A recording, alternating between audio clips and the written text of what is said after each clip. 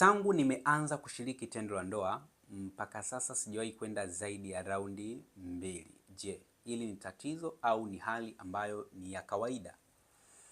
Hili ni mojawapo ya maswali ambayo watu wengi wamekuwa wakijiuliza kwa siri. Wengine wamekuwa wakipata majibu na wengine kubakia hivyo hivyo bila majibu. Sasa kupitia hii video ukisikiliza mwanzo mpaka mwisho utapata jibu la swali hili na nina hakika litakusaidia.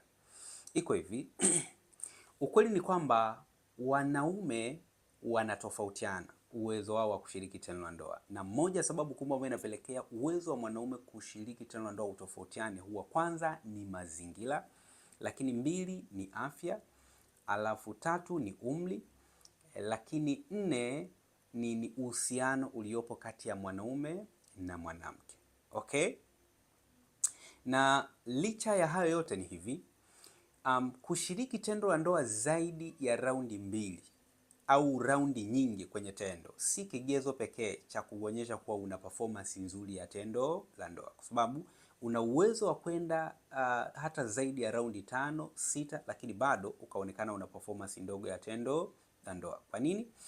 Kwa sababu performance nzima ya tendo la ndoa, yani kikamilifu ya tendo la ndoa, ni uwezo wa kushiriki tendo kikamilifu, yani mwenza wako alizike.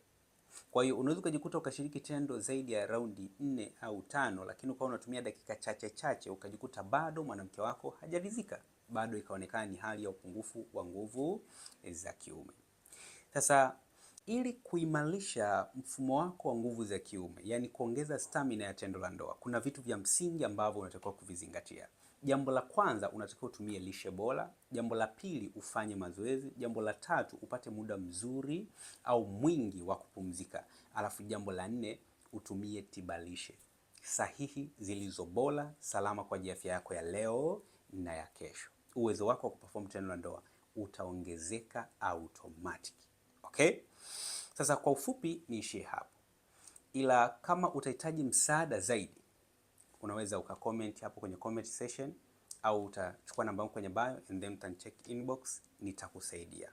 Uwe ndani au nje ya Tanzania, tutawasiliana. Karibu, nikutakie wakati mwema.